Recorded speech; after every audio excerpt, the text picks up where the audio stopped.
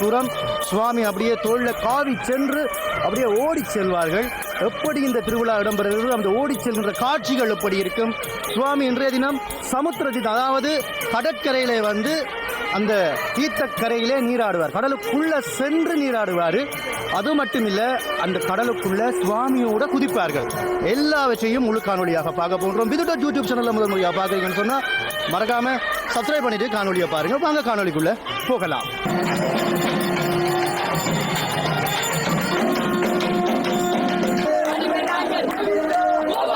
முதல்ல ஆஞ்சநேயரை வெளி வீதியில கொண்டாடுறார்கள். அதுக்கு பிறகு சுவாமி 3 கொண்டு வந்ததுக்கு பிறகு சுவாமி வாகனங்கள் பாருங்க 3 பாம்பு வாகனத்தில் ஏற்ற போகின்றார்கள்.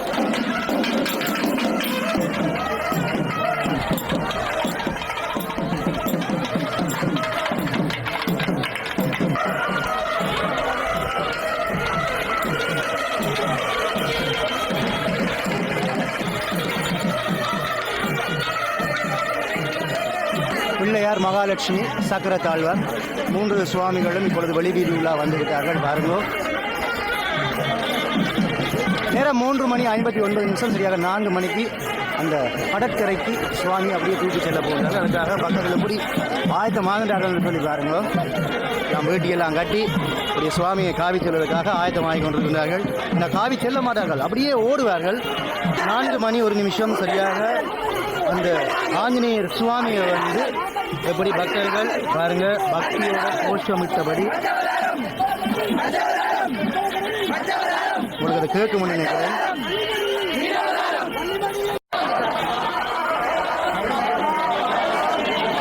பாருங்க, ஒவ்வொரு வருஷமும் தீர்த்தமாடுகின்ற பொழுது கருடன் மேலே வருவார். இப்போ அங்கால போய்விட்டார். உங்களுக்கு காட்டுறேன்.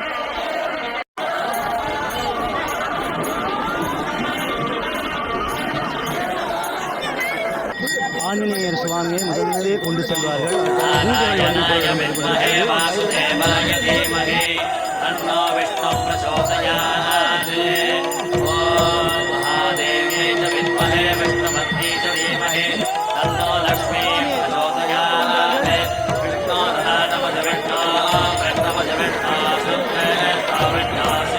ஒவ்வொரு சுவாமிகளையும் மெதுவாக தூக்கிக் கொண்டிருக்கின்றார்கள்.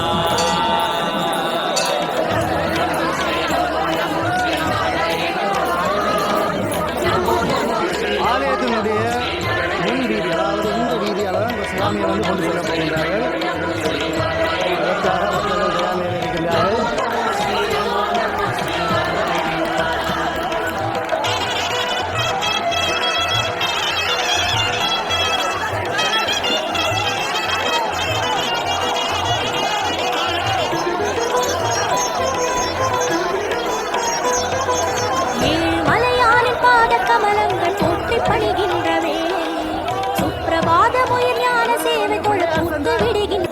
அடுத்ததாக லட்சுமி தேவி, அடுத்ததாக சக்கர தாழ்வார்கள். இந்த காட்சியை பார்த்து கொண்டிருக்கிறோம்.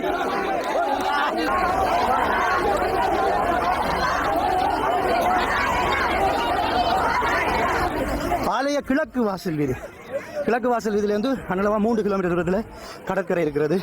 மிகவும் பெரிய கடற்கரை. மண், அதாவது மண் வளம் உள்ள ஒரு கடற்கரை, நல்ல நீர் வளம் உள்ள ஒரு கடற்கரை. எல்லாமே அற்புதமான விஷயங்கள். மலை மாறி மண் மாடி இருக்கு.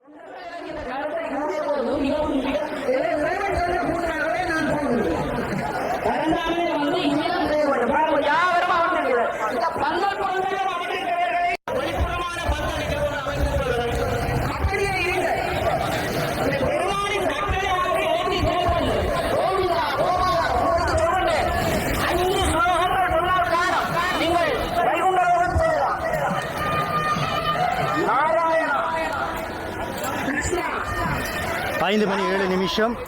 பாருங்க, நாங்கள் இந்த படம்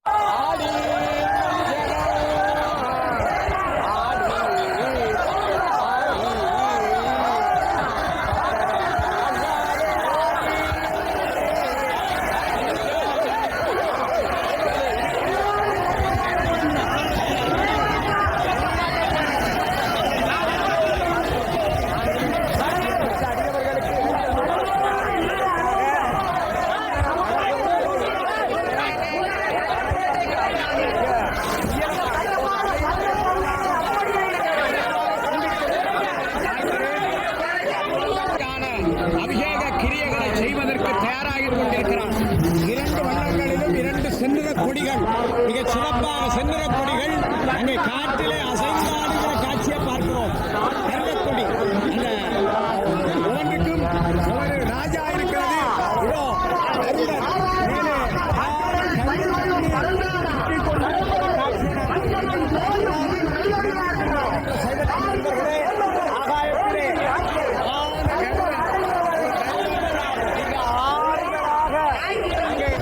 அந்த கடற்கரையிலே நின்று கொண்டிருக்கிறார்கள்.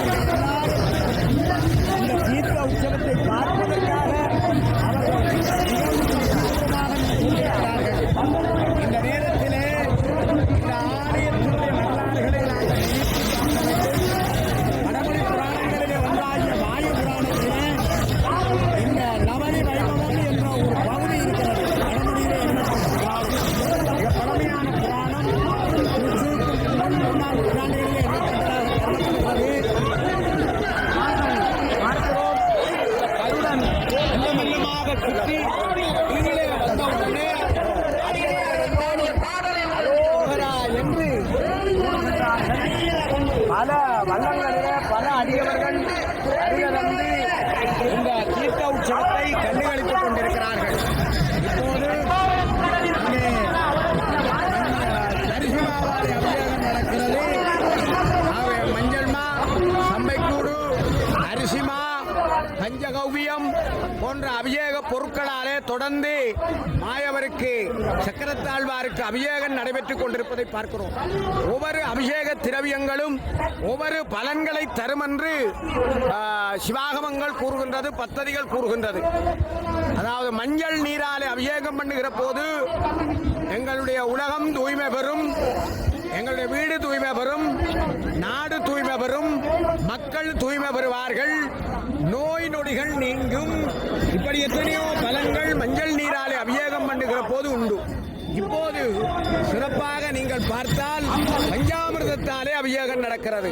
முக்கணிகளாகிய மா, பலா, அதே போல இந்த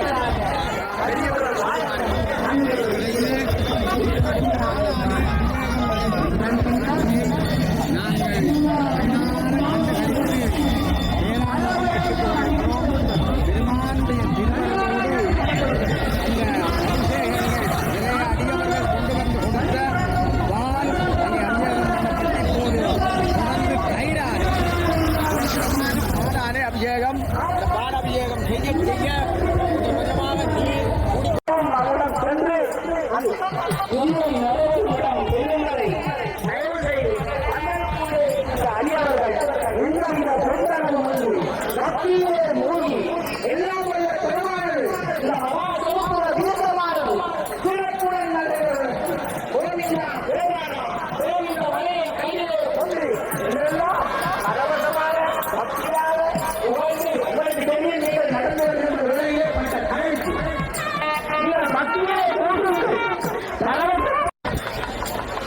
ஐந்து மணி 24 நிமிஷம் சமுத்திர தீர்த்தத்தினுடைய காட்சிகளை வந்து பார்த்து கொண்டிருக்கிறோம். பாருங்க, பல்லாயிரக்கணக்கான பக்தர்கள் இடத்துல வந்து பார்த்து கொண்டிருக்கின்றார்கள்.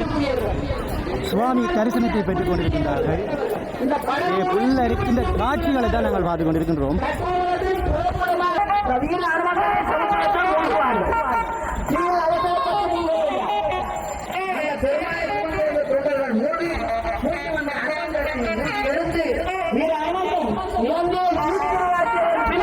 அந்த சமுத்திரத்தை ராவணனுடைய அரக்கன் செய்த பெருமையாக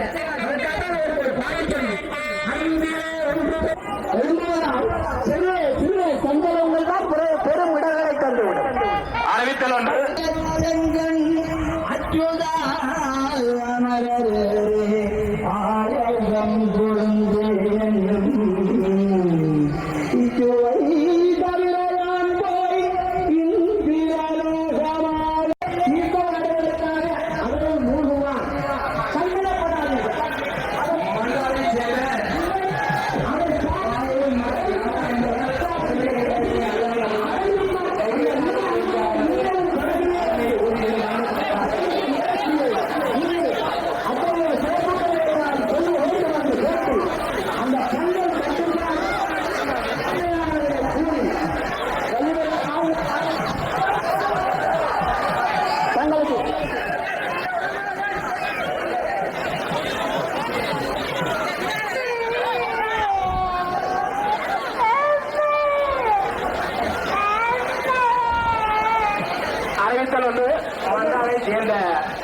பாவூர் நான் என்பவர் ஒலிபரப்பு நிகழ்ச்சி தந்தையை வெளிவந்துள்ளார். இங்கிருந்தாலும் பாவூர் என்பவர் ஒலிபரப்பு நிகழ்ச்சி வருகிறது. தனது மகனை கூட்டிக் கொள்ளுமாறு சமுத்திரத்திலே நீராடின பிறகு அனுமார் வந்து கொண்டிருக்கிறார்.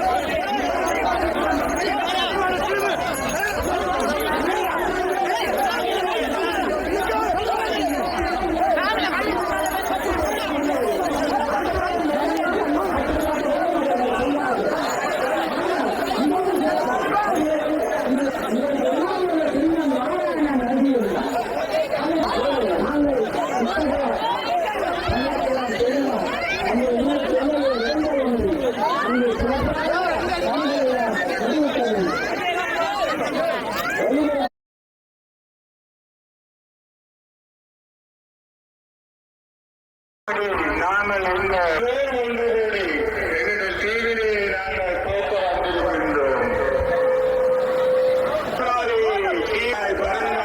இந்த வினைகள் எல்லாம் நீங்கி பெருமானங்கள் உடனென்றும் கண்ணா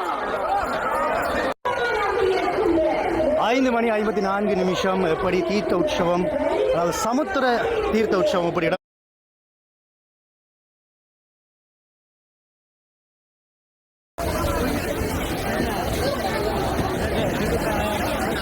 சொல்லியாச்சு. வன்னி வாகை என்ன அப்படிங்க.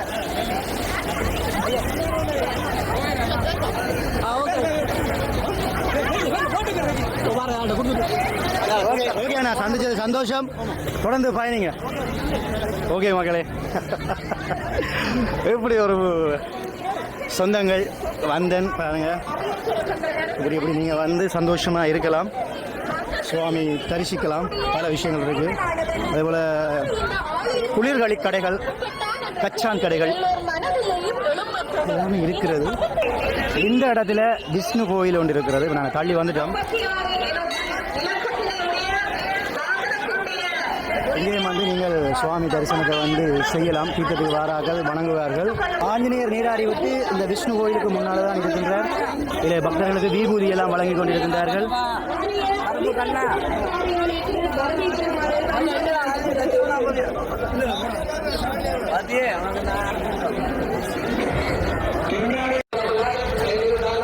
(6:21) இப்ப சுவாமி சரியாக ஒரு அரமணத்தி காலத்தில் வெளிக்கிடுவார் என்று சொல்கின்றார். அந்த மண்டபத்துக்கு பக்கத்தில் நிற்கிறோம் தான் இருக்கிறோம். இப்போ இந்த இடம் இரவில் எப்படி இருக்கு பாருங்க. அதோட இதெல்லாம் சுவாமி இந்த முறை உள்வீதி வந்தார், சமுத்திர தீர்த்தத்துக்கு வந்தார். இனி வந்து இதால் வெளியிலே செல்வார் பாருங்க. இந்த முறை வந்து வர்ண விளக்குகளால் சோடிச்சிருக்கணும்.